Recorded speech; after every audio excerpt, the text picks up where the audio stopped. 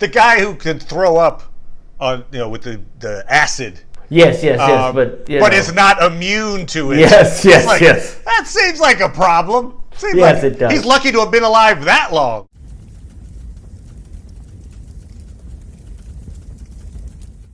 Hey, Internets! It's Paul. It's Matt, the Dork Lords. We were here talking about The Boys, Season 2, Episode 6, The Bloody Doors Off. All right, we begin this episode with a flashback to Frenchie making a Xanax bomb to deal with Soups in the company of two of his friends who are important later. That's kind of his pre-The Boys family. That's what it kind of seems like. And we end the episode with a shot of our newly discovered Soup, Cindy, who can crush things by just doing this. Hitchhiking. Yeah, she's crushing your head. She's crushing your head. Crashing your head. She is hitchhiking away from the Sage Grove facility, which she obviously has escaped from, to parts unknown. Perhaps she's going to Vought for revenge. Perhaps she's just going to escape. I almost feel like, you tell me, but I feel like with 2 episodes left in the season, it's almost one thing too many to have, and Cindy shows up to do damage. I feel like maybe that's like a Season 3 thing? Yeah, like a post-credit at the end of Season 2, we also see she's now working in a coffee shop or something. You're like, oh, I wonder what'll happen later, but I don't know. Well, they do certainly have a lot, what was the religious cult the Collective going on? Yes, the Collective. You've got the Collective, you've got Stormfront Homelander, you've got Maeve, and you've got the Boys. It just seems like to add Cindy to that mix in 2 hours feels rushed, but we'll see. Anyway, perhaps. Yeah, they do like to kill people there, and it seemed like they were really preparing us for a lot of deaths. Now, they've been doing that the whole season. My thought on this episode, I thought this was an excellent episode in that it had the action you come to expect from the Boys. It pushed the plot forward quite a bit, and it actually had quite a few interpersonal moments that I thought were really effective. So it, to me, very good episode. I don't know what your thoughts are. No, I enjoyed it. There were several aspects I liked. Yeah, I enjoyed it. I say it's mainly a Frenchie episode, but not entirely, obviously. There's plenty of non-Frenchie stuff, but his arc is kind of, I think, the main through line through this particular episode. Since we open with him, we see this thing. Oh, I had this group. I got caught with my Xanax bomb. The FBI recruits him. We see, that's how he gets in with the Boys, and that storyline. Because we do meet Lamplighter, as we mentioned last week, Shawn Ashmore, and we learn all that backstory happening. We'll talk about more about that in a second, but it's Frenchie coming to terms with what he did and the outcome, and also having a little meeting of the minds with Lamplighter. So I thought that was pretty effective. Yeah, although I would say that while very heavily on Frenchie, I'm not impressed with that he should be especially as guilty as he is. That's true. Like, once we know... Okay, we'll talk about it. What the heck? So, the big thing was, hey, you were supposed to tail Lamplighter on the night that he killed Mallory's kids. And you didn't do it. You dropped the ball. And so Lamplighter killed these kids. Okay. And so this episode, we learn kind of what really went down. First of all, we learned that Lamplighter wasn't trying to kill kids. He was trying to kill Mallory. Right. And he was like, oh, you're in your bed. Boom. Uh-oh. But, accidents happen when you shoot flames at somebody. Yes. Sometimes you kill the wrong guy. And he really is sorry to the point of almost wanting death. He wants suicide by, his guilt. I think I'm this close to matting him. I mean, I feel like I think this guy's going to go out. Interesting why you're controlling yourself. I know. It's like it's too easy. I'm crushing his head. Well, he's only got 2 episodes left, but I feel like I'm going out on a limb. I'm matting Lamplighter this season. Oh, well, okay. I mean, he basically, as you say, he wants to die, and he's going to want to redeem himself in some way, and so he's going to help the Boys. He's going to go out. Probably Homelander kills him. probably in some way or something like that. But hey, Stormfront could kill him too. Stormfront can kill him, sure. Actually, that kind of makes more sense because he has a connection to her lately. Yeah. He's been working for her. So, to your point that Frenchie shouldn't have felt so guilty, we learn that the reason he wasn't tailing Lamplighter is because his good friend was ODing. And he had the phone call, and it's like, oh my God, get over here. He's dying. And so he goes and he temporarily saves his friend's life. We found out later that friend OD'd again a few months later. But in that moment, friend's dying, saves his friend's life, then rushes back thinking, hey, Lamplighter's at a party. I can just catch up with him there. Oh, he sneaked out of the party and went and killed some kids. So he's been bearing this guilt secretly.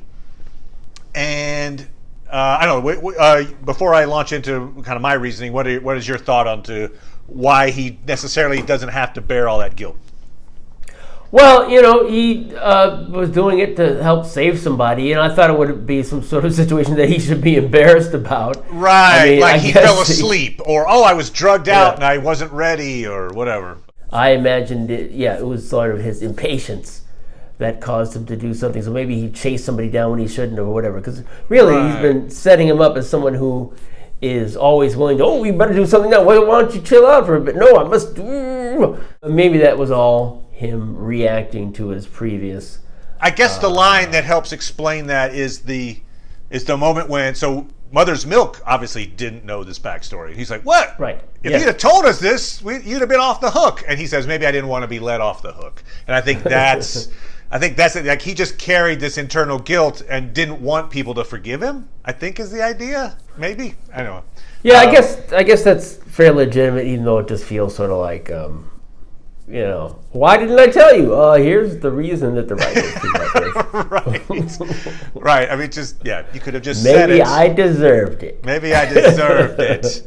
Maybe I like punishing myself. And what's the other thing that, you'd think it would, looking more attractive for a matting is, I'm sorry for harassing you. I'm going to stop now. That's true. Well, I think more than a matting. He's talking about. You're talking about Kamiko. He has this little meeting of the minds with her to say, "Look, I'm sorry. I was trying to save you. You didn't ask to be saved. I thought maybe I could redeem myself by saving you. Sorry." But I think that's more of a coming together thing. Like, she's going to be like, "Oh, you know what? Thank you for opening up." Now you don't think like it's going to be like, oh wow, now I Kamiko, she feels free to express herself, and then there's only so many people that can die. We're naming off folks that I think, like Stormfront, I think is going to die. Now Lamplighter's going to die. There's only so many regulars I think you can kill off in season 2. Well, those are bad regulars, right? I mean, Lamplighter, they're trying to. They're trying to, so they can kill him, but that doesn't make it, Okay. Good point. What's the core? Who in the core? That's the question. Okay, good point. If you're trying it's like the other person where you have to say, well, is it Frenchie or Huey? Because Huey is getting to this point where Huey and Butcher, I think, are safe. So you're right. If you're thinking of, it's either, and I think Mother's Milk feels safe too. So it would be Frenchie. If you were to pick one of the boys that is most likely to die, it would be Frenchie. I don't think he's going to die this season. I'll put it that way. Because interesting what they're doing with Starlight, making her okay with Butcher. That's interesting. Right, that was an interesting development where they're basically finding common ground in their concern for Huey. Yeah, why is that happening at this point in the season? They could continue the series without her. She's certainly really been very lucky to have escaped attention. Well, we see in the trailer for next week, I think it's for next week, for the rest of the season, there's a trailer that suggested that the Seven realizes what she's done, probably because she took the tracker out. And so I think there's a shot of her in a cell. Like, I think maybe she gets imprisoned, which maybe gives the boys reason to come break her out. I don't know, whatever. But sounds like there's trouble ahead, but I don't think it's mortal trouble for Starlight. You never know. I think take us out. I think it's showing that the Butcher is going to allow someone like Starlight to be in the boys? Like, in other words, I'm sure prior to Starlight, he was like, no soups ever. Of course, he does have Kamiko's already in the group, but she's I don't know. All right, his policy is getting, more and more. No English-speaking soups. Right. So I feel like that's where it's coming to, is like blurring the lines between the soups and boys, in that it's not the drug that defines the difference. It's the fact that they're fascists. Maybe. I mean, he has a lot of things going on, Butcher does, in that, it might help him to feel differently about the child of his wife, him changing his opinion on soups. Yeah. But I'm wondering if it also might be like, we have this moment where we, bond, and maybe everything, we learn more now about Butcher and Huey and how Butcher sees Huey. Might be a way, though, to, cause a little more rift between him and Huey, where, and then she dies. Okay, all right. We did see but I don't mat people. You're not gonna mat. You're not Pauling. You're not Pauling Starlight. But that scene with Starlight. But I feel like they're setting us up for, it's going to be like, who dies? Who dies? We do see that scene where Starlight actually kills somebody to save Huey, and the fact that her reaction to it is what makes Butcher like, when she's like, I would have cried about that in the past, but now I don't. I just feel like I don't have the same sense of emotion about it. He was in the way. I just had to stop him. And Butcher's like, Which I did like that moment when she says, hey, don't give me that look. Don't give me the look of approval. I don't want it. So she doesn't want to be like Butcher, but perhaps she's seeing that she's starting to be like Butcher. And the rest of them really were there. Right. Sort of justifying the ends to their means. Yeah, so you've got these people revealing these past events, painful memories to their significant others. You've got, as I mentioned, Frenchie, Mother's Milk now. The team knows Frenchie's backstory to that really painful moment. You've got Maeve talking to Elena after Elena sees the footage in the plane. Maeve has to explain, okay, well, I was scared. It was terrible, but you have to, it was Homelander. What am I going to do? So she has to try to explain what happened in that moment to this loved one of hers. Then you have, it's two villains, but you have Stormfront talking about her past to Homelander because Homelander is enraged at her, basically. So Stormfront's backstory is she married Vought. So she was Vaught's wife. She was the first person to get V to be experimented on, I guess. Or maybe, it's not like he was experimenting before that, but the first legit test subject that wasn't going to explode. I don't know. Right. Yes. And so she gets the V. She also has a kid with Vought. So that picture that we saw earlier of this white-haired woman with her is not her mom, not her grandma. It's her daughter who is now dead from Alzheimer's. And so, so Stormfront has lived all this time. She was born in Berlin in 1919, something like that. And she's now like, look, why would I reject you? You're the perfect person. And now we found each other and I've been waiting for you basically all my life. And now you're here. And Homelander, takes that in, is like, yep, we're together. And especially with the idea of the trailer from next week where we see Stormfront and Homelander arrive at Becca's house with Ryan, he's on the little lawn going, meet your new mom, basically. So like, okay, Homelander's like ready to embrace we're an item. And then she gives that very Third Reich-y type speech about how with a group of supermen we can rule the world, blah, blah, blah, blah. We find out this Sage Grove, I was partially correct but not correct on the origin of it. It's not like kids of soups. It was like, I think the idea is people with like mental problems that Vaught's like, hey, we'll look after this person. And then they're like, eject. Let's find out. And so they're giving people superpowers that theoretically are like need treatment.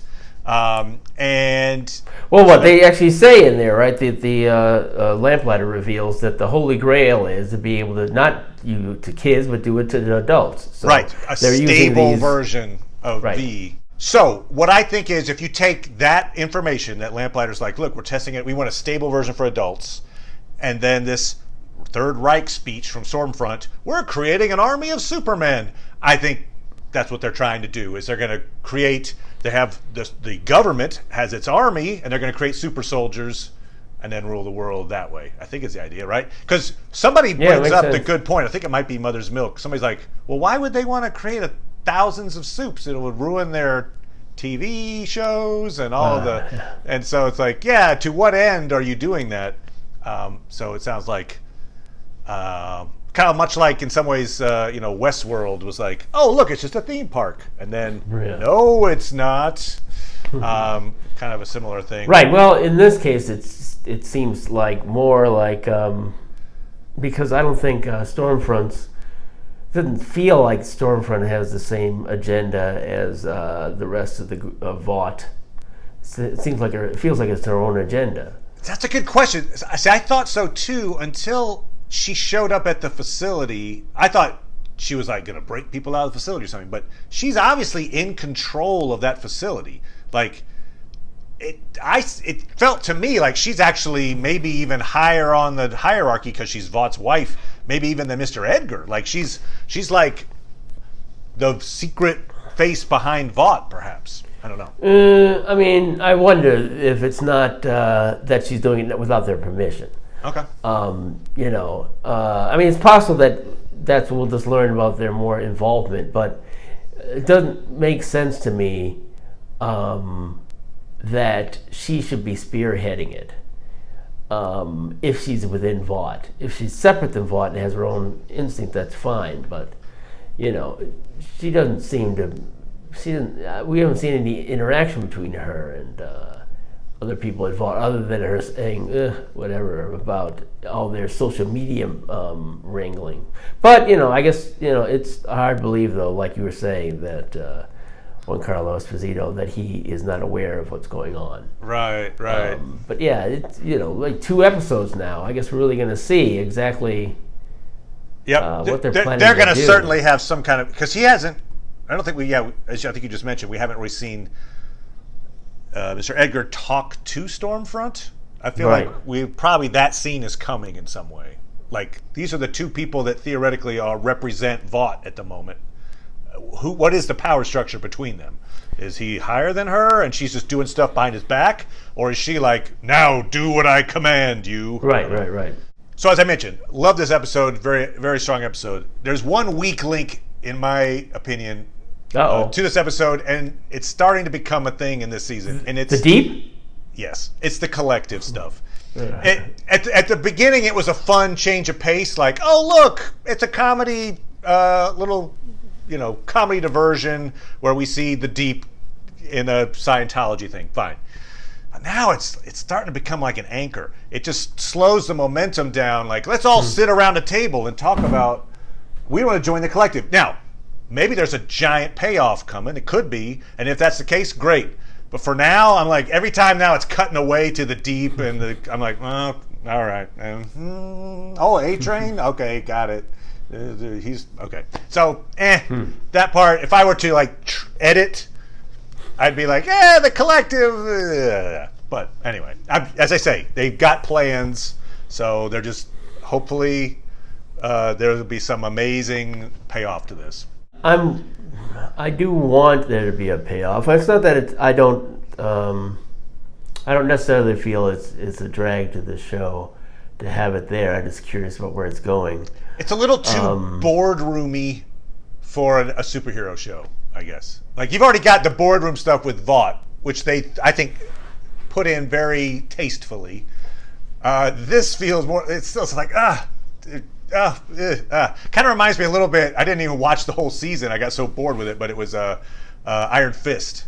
The first season of Iron Fist, where it was like, we're in a board meeting.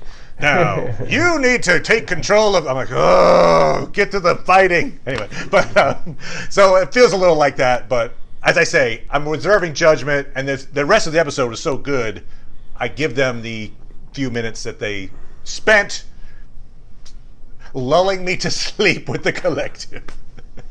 Yeah, I don't know if what they're planning is the thing that they're going to move further into the spotlight, because with an actor like Goran Visnik, it's clear that they want it to be important. I remember that. Anyway. Yeah. Well, he's been a lot of stuff since, but that's what I remember him from. Yeah, and we haven't heard as much about their philosophy as much as we heard about Stormfront's philosophy, and I feel like if you're gonna, I think of the two, you're better off having a group around the collective's philosophy than, because it's just the ways in which it's not Nazism. One of the interesting things to me is Stormfront really seeming sincere in her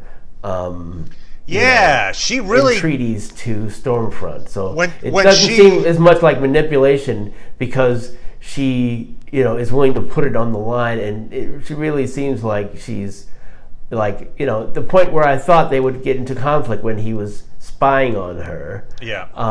And she just mentions it, and then he just sort of drifts past it. And it really seemed important to him to have him buy into it. So they're not giving her a lot of room to sort of have an agenda other than what we've seen. Right. So to me, like one of the things that makes me curious about is they're going to set up a point of conflict over. Maybe you're right that she's going to end up pregnant with. Certainly a possibility. Homelander's kid. With Homelander's kid.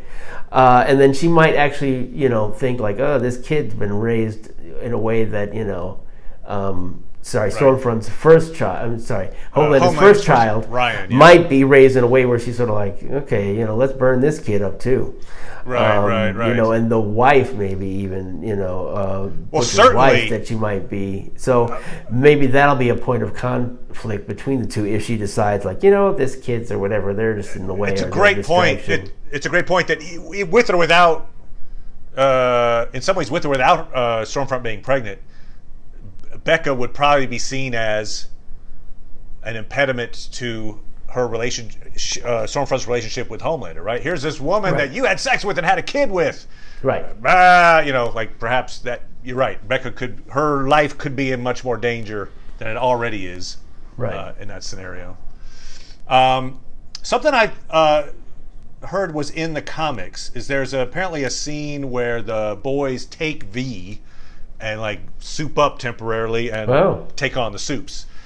Since they introduced this idea of like, we're trying to perfect the drug to give it to adults, it's possible that we maybe see some version of that happen here where, again, maybe the show is trying to say the difference isn't in the V, it's in the ideologies. So perhaps, that they I think I think I would prefer maybe a Game of Thrones like philosophy where it's like, it's kind of hard to have power and not abuse it. Right. Okay. Good point. Look at this. It's so easy now. But we'll be good. By the way, so we saw all these different effects of taking V for these adults.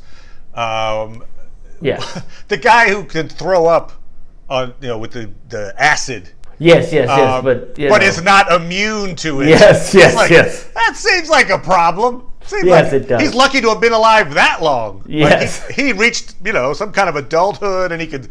But so he throws up on himself and burns himself. Like, that was probably destined to happen. Yeah. And then you had the guy they called Love Sausage, who apparently is from the comics as well. Right. Where else are you going to see someone attacked by a giant phallus? Yeah, I don't know where else. I suppose. Oh wait, Clockwork Orange. I think it was the only other time I can remember. There you go. And then we had like a guy who was really tiny, and then of course Cindy, who can just kill people with a thought. Although Stormfront takes her out, so we see like a power dynamic there.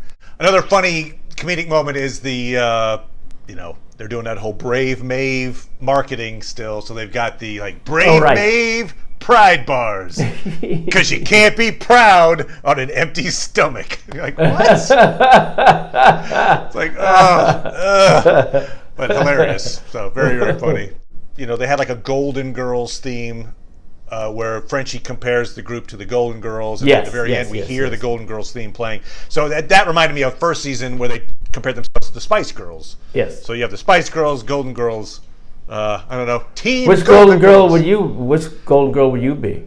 I guess I'd probably be B. Arthur. I guess. Oh really? I feel like I might be. I'd be Rose. Getty. Oh, I'm Rose. Apparently, according to my wife. I don't know the characters' names. I'm the forgetful one. No, you're the nice one. I'm the nice one? Yep, that's Rose. Oh, okay, sorry. I'm the nice one. I'm Rose, the nice one. Which one is Estelle Getty? Which one's Estelle Getty? That's what he's asking. Sophia. Yeah, I feel like I'm a Sophia. You're Sophia? All right, fair enough. Team Golden Girls.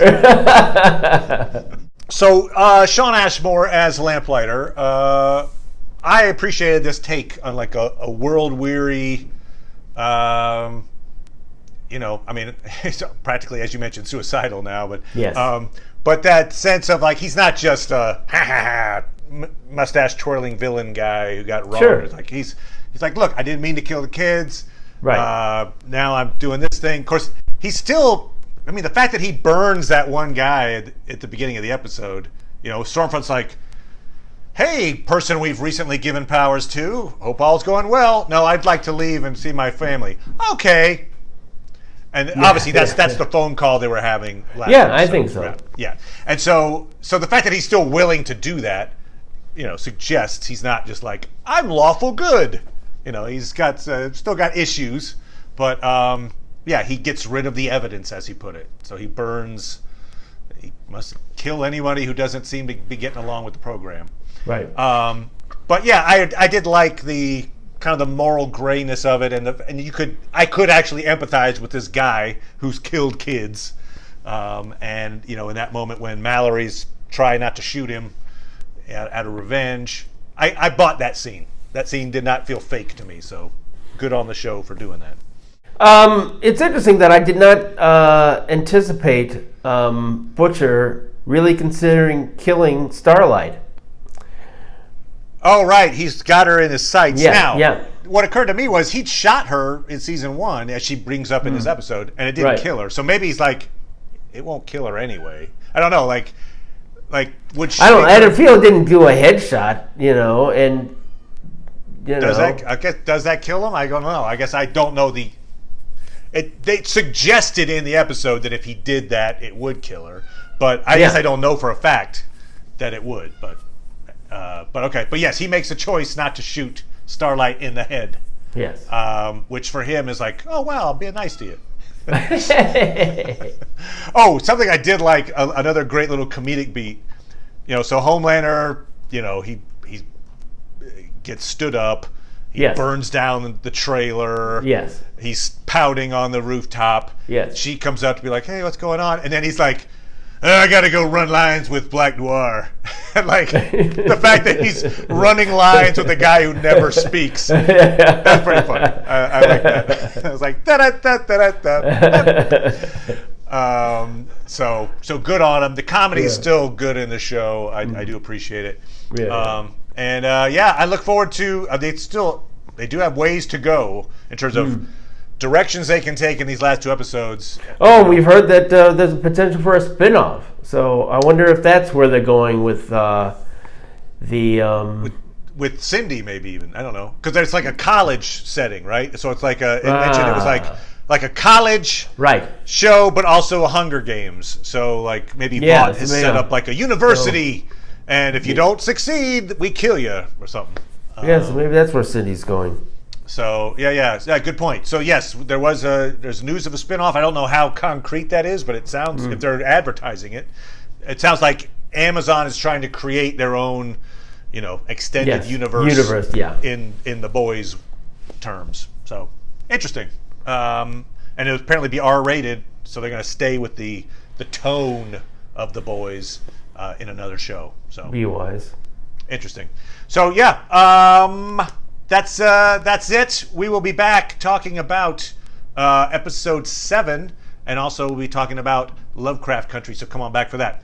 Thank you so much, Paul, as always. Oh, you're welcome. And we'll talk to you guys next time. Okay. Bye. Bye.